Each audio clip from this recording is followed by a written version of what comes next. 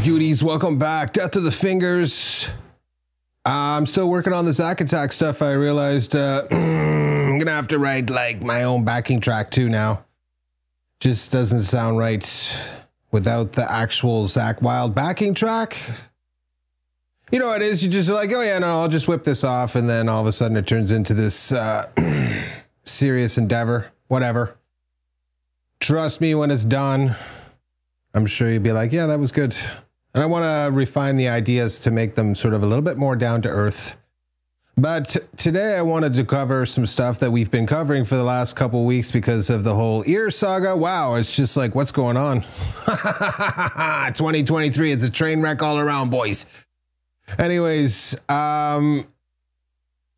I thought we could sort of like put into a real world scenario some of the concepts I was talking about in the last video, Bending Sanity, and in the higher order music skills stuff about combining ideas and sympathetic shapes and all the rest of this, and using a combination of different techniques and combinations of various positions on the neck and whatnot to create the whole package solo. And I left some stuff out, lots of stuff out, obviously, different techniques I could have easily snuck in there, but it sort of ups the ante in terms of the complexity and how much mind share you have to invest into actually making a solo like that. So I tried to keep it relatively simple, but still fun for me and still fun for you guys to be like, yeah, nice.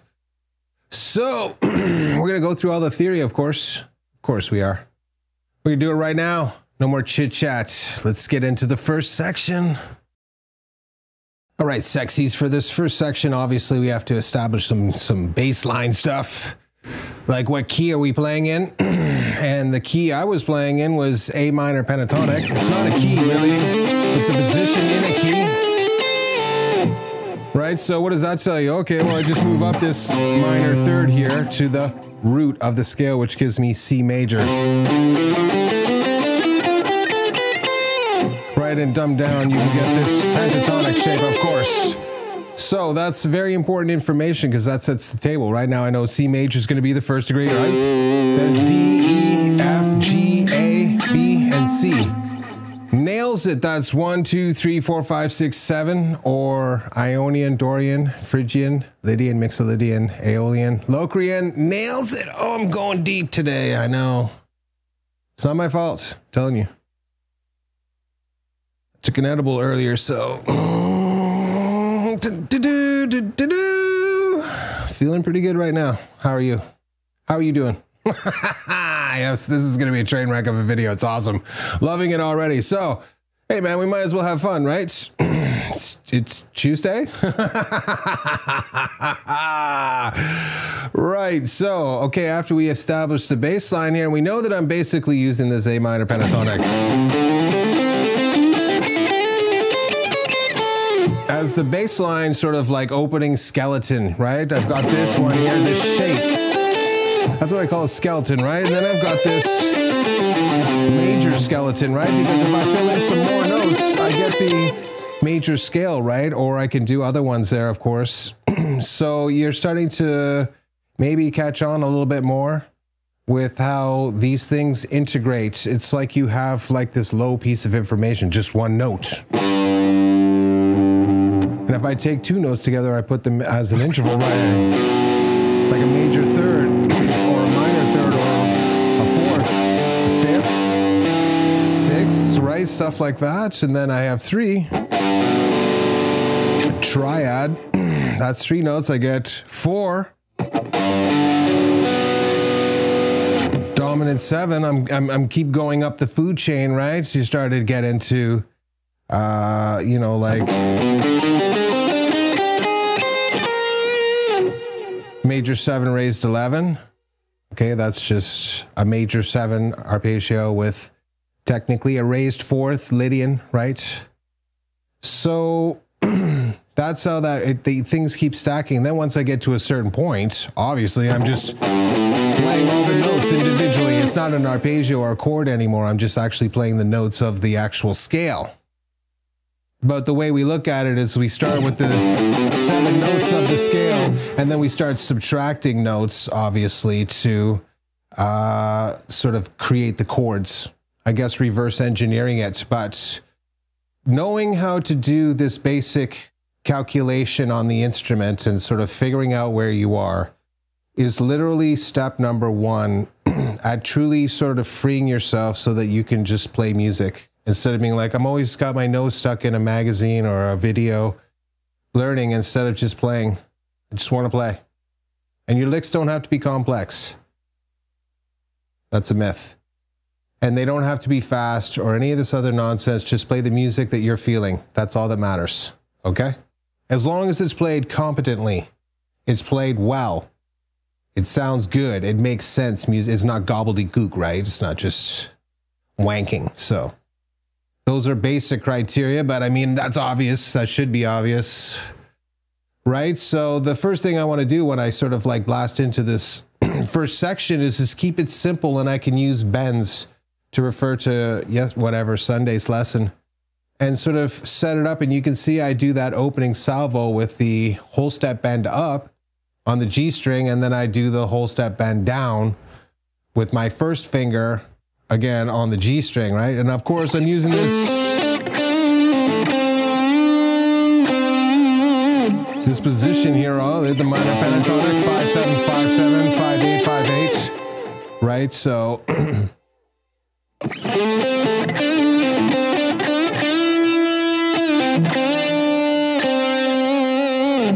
there's the vibrato. Now listen,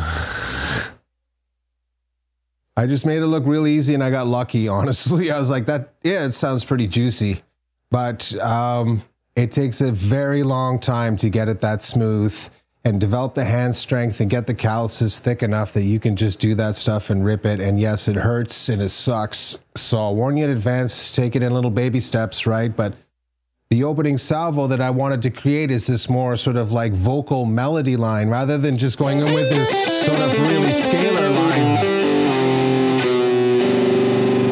which can still, oh, look at, I'm smashing into the microphone, my bad, which is actually a cool idea. It's more about sort of essentially keeping it simple so that it just conveys a message of emotion rather than technicality.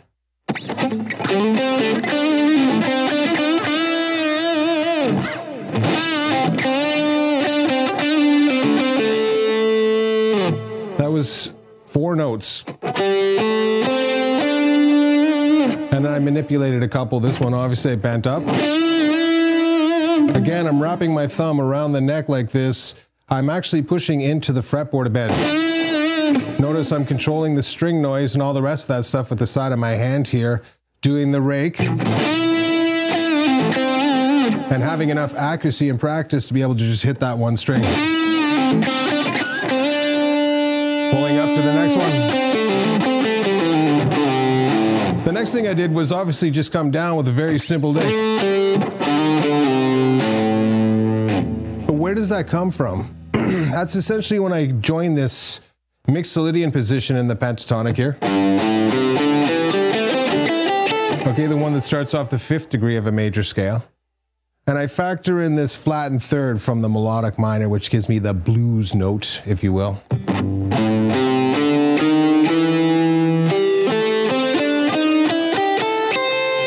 Okay, that's the entire skeleton, if you will. And if I were to flesh it out one more time, I'd get the the modal notes. And if I were to do it one more time, I would just add in every element of chromaticism.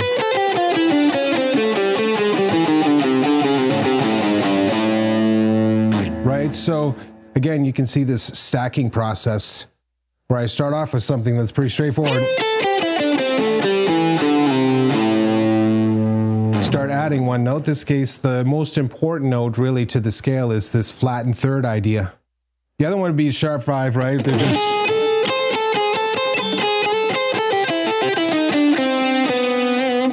Doing both obviously is awesome, and yes, I'm moving into the diatonic scale there, right? This is Mixolydian, 3 notes per string.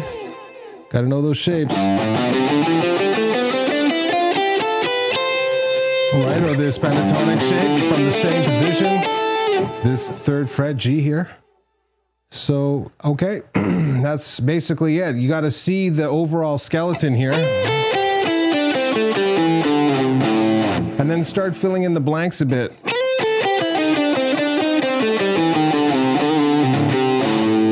Again, that sort of like downward to create this movement. When I do this one, it's because I want to practice the slide.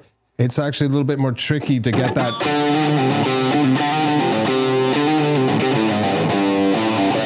That's a classic John Sykes thing. If you're into Blue Murder, and if you haven't listened to the first Blue Murder album, excluding those two songs, you know which ones I'm talking about, especially Jelly Roll. Oh my God. But almost everything else is top tier, unbelievable stuff. And John is the master. He's just the absolute master. So that's where that came from. And countless other ones. Warren DeMartini, you could be, and obviously George Lynch would be another one. But, you know, pick the guy that you feel like where it's mostly fits into your playing style and stuff, and just sort of like listen to what they're doing and be like, okay, yeah, that sounds badass. Listen for the note.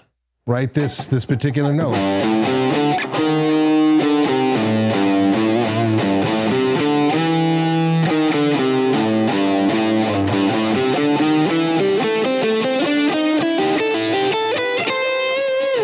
So on and so forth, right? So, and then you can just basically play whichever notes you want to sort of create your line, right? So I start off with this bending idea. Right, then I'm adding in this flat and third, sliding down into mixolydian here.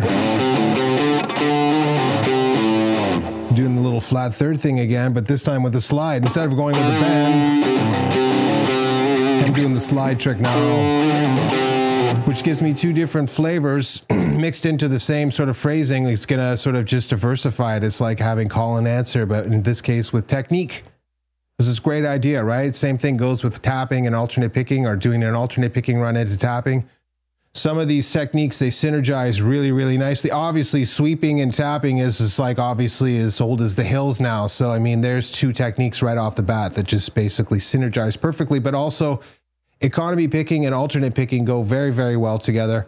It just takes a lot of practice to sort of force yourself to learn how to put those two things together, right? After I finish doing that, of course, I'm just gonna increase, I'm just gonna climb up in this groups of three, right? So again,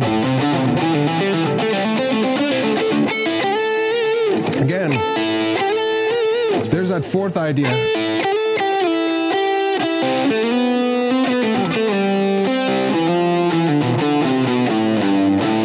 Again, I'm just barring my finger across the high E and the B string there. And that's, of course, the major pentatonic here and the minor pentatonic mixed together. That's where I'm getting this note from. So I know it's going to be this whole step up to get to the major, right? Then do it again. Now, where's this come from? That's Aeolian, right? And then do it again. Again, Aeolian. Right, so on and so forth. So listen, I get it that you're probably like, well, I can't really pick off those scale shapes like you can. And I'm like, neither could I, you know, even 5 years ago. Wow, that's not fair. Whatever, you get the point, okay? You have to start somewhere and start doing it. And it starts with just recognizing this one shape. And this is a fourth. And then using that to your advantage.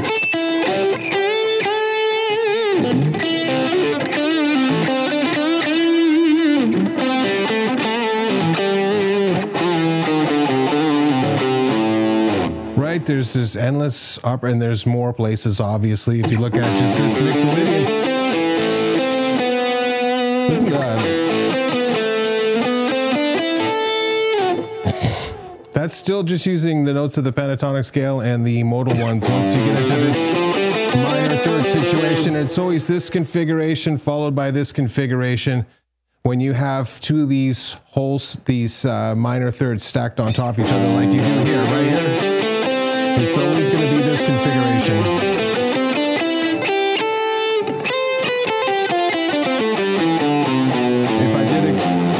If I kept going down, right, so you'd see it's again this and this, but when you only have 6 strings, you're just gonna get the one, right? So on and so forth, right? So after I guess we'll stop this one section there. Okay, so one more time, I'm just bending up.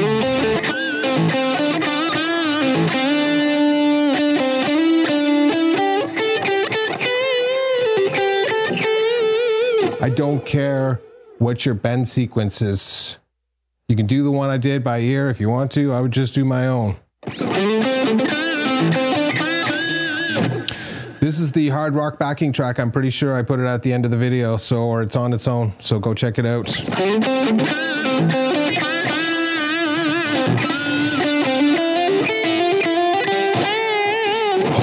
Whole step.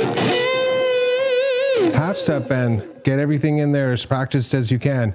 Then sort of sit in there and be like, okay, I just want to sort of create a nice bluesy. And I don't care if you're just strictly doing metal or death metal and stuff. To think in one type of music mode to the exclusion of all the other ones is silly and detrimental to your music growth. I like death metal too. I can play death metal too. Do both. Okay? It's a lot more important than you could ever imagine. And believe you me, the most widely regarded, the greats, guitar players, they all use this stuff, okay? Like every single one of them. It's just snuck in there in such a way that you don't recognize it right away. But trust me, it's all right there. All the huge ones, all of them. Okay, so that's the end of section 1. Or did I cover everything? I'm pretty sure I did. Right, we got the bend section. Into this melody line. Oh, I guess we do the sequence, right? Ooh, check that out. There's that fourth idea.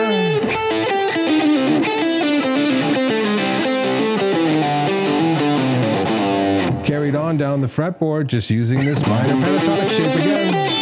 Look at how many ways you can apply that one piece of information. It's absolutely astounding, right? And then we're going to get into section 2. I got to go back and listen to the music and see what I did. So, whatever, sue me. All right, beauties, for section 2 here, essentially once we get done this sequence,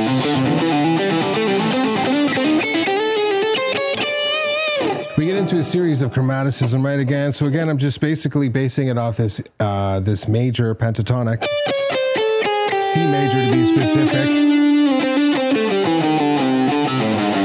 In this case, it's essentially all the whole steps. Is the skeleton, right? And then I'm just basically filling it in with chromaticism again.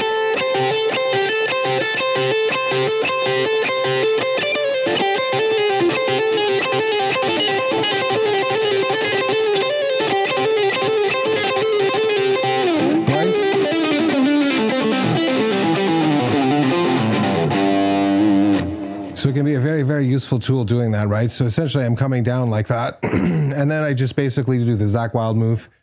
Of course, it's going to be in the Zach attack. So I was like, might as well throw it in here, but at a slightly different sort of configuration. Instead of just cycling through it multiple times, I just do it one at a time, right? So again, now I'm using the Ionian position and cycling between the Dorian as far as the pentatonics are concerned, right? And then I'm doing the minor and the major here. And then on Mixolydian.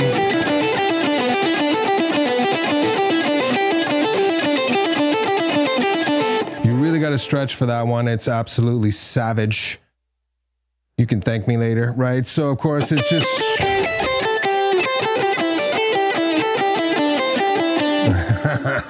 It's just do that. Yes, I am the insert. You know the word, right? So, again, YouTube, whatever, shoot me.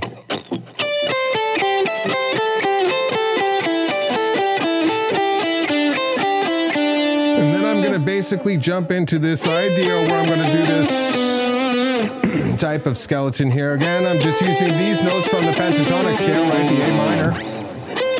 Aeolian position there. Which one's that? Oh yeah, that's that flat and third again. See, I can use octaves theory there to just essentially be like, okay, it's there, so. Mint. That cuts down on a lot of work. And then, of course, you can just fill those in with the modal notes. for string mixolydian there, right? The flat and third. And if you think about it, I'm essentially going like this, and then I'm going like this, and then I'm doing this again. So you can look at it as a pattern of fingers too. Sliding down a half step to resolve. And again, this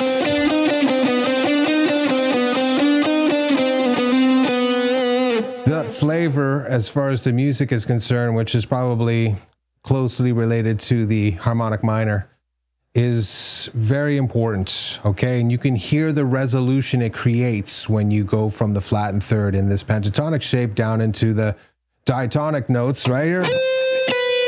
Diatonic, diatonic, flat and third, which destabilizes the run. That is not a rest note, but that is, see how it brings the idea to a point of rest. That is incredibly important information I just imparted to you. If you don't understand what I said there, you basically have to close out, resolve the tension. If you don't do that and you don't move to a note that actually resolves it in the backing track, or however you want to look at it, a strong melodic note in the diatonic scale, then your idea just falls apart and it sounds like shiatsu. All right, so slowly. All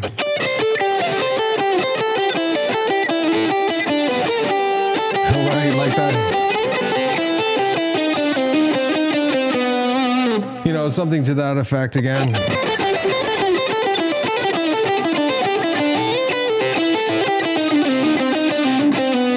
Notice I do 3 notes, 2, and then I do the 3 or 4, I guess. Right, so again, it's a great technique from there, of course. Might as well destabilize again using, yes, the melodic minor. I'm adding in this chromaticism. I'm basically doing essentially the exact same idea almost, just in reverse, and I'm changing it ever so slightly. This is the skeleton. And instead of just going, I added in this chromatic note here.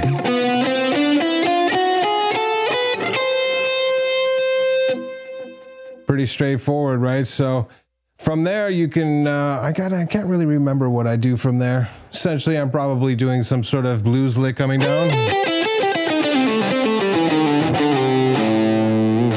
which is fine, or whatever it is, you know what I mean? It doesn't really matter. I might do an ascending run on one string, you know, using alternate picking, using the modes, controlling it. Maybe 2 strings.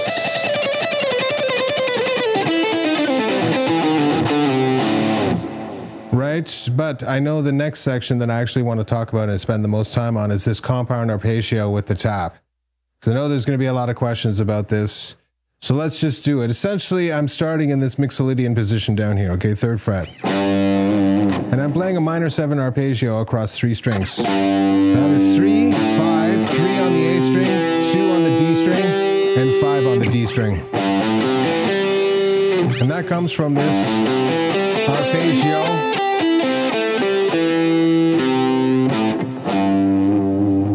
Okay, which is the inversion that exists here at mixolydian.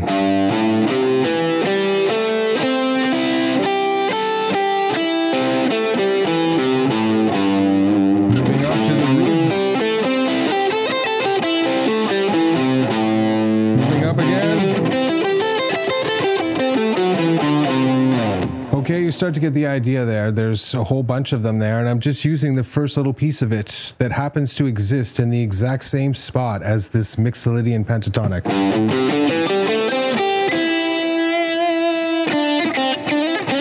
Isn't that a 70s riff? I'm pretty sure it is.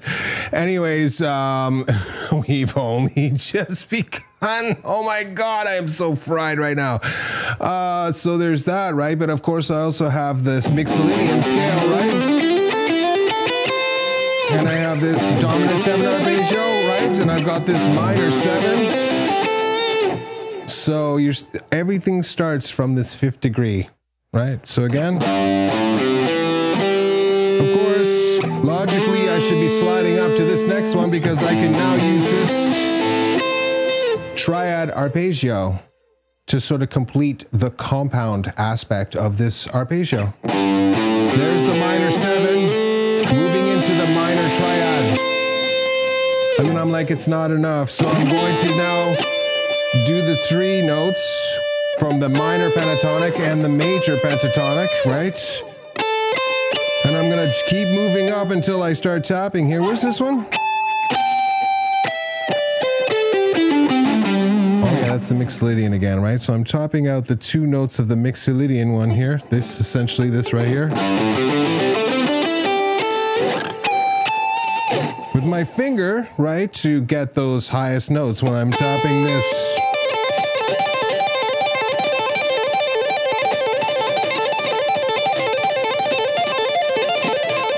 It doesn't really matter what the pattern is, right? Look, you get a major there when you sort of move in between that. That's actually pretty cool. I'm going to have to mess with that later. Okay, it doesn't really matter what they are. All I did was use the positions of the minor pentatonic to come up with 2 notes to tap with, right? In this case, these are the target ones.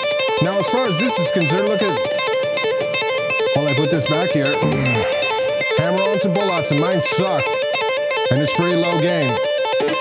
That's better. Now listen, don't go there for like 15 minutes. Okay, don't be silly. Hurt yourself. But practice it, right? Obviously. And then sort of get the next part. If you have to sort of sit there, get your sort of rhythm together with this, and then move up to the next one where you're doing the 3, right? And then tap. Start with just the 2. Then 3. And then start topping out the 2 top ones. Right, that's... Because the next one's going to be this Mixolydian, right? Which one's this? Phrygian? Into Mixolydian. Which gives me this tapping, tap, tap, tap, tap, right? So you get the idea. That helps give you the sort of roadmap to be able to do the tap. So again, slowly.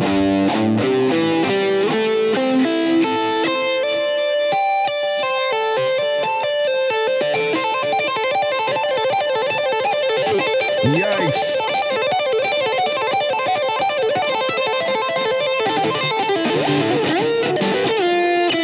Oh, that's what I do there. Didn't I do this? This is sort of cool. Again, that's from the major pentatonic there.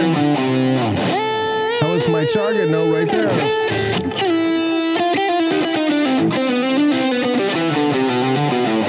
And then whatever you're going to do at the end, right? And then just end it off.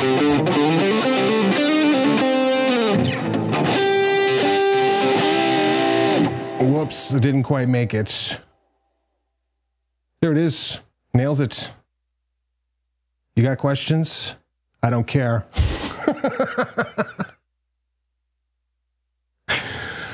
This one's going down in the books as being legendary. If you got questions, slam them in the comments. Otherwise, smash the like button just because you got stoned too. Try to watch this video. Oh, wow. We'll see about the Zack Attack thing on Sunday. Maybe I'll get it done. Maybe not. Who knows? Fallout. New Vegas is taking over my life. You know how it is. See you in the next one.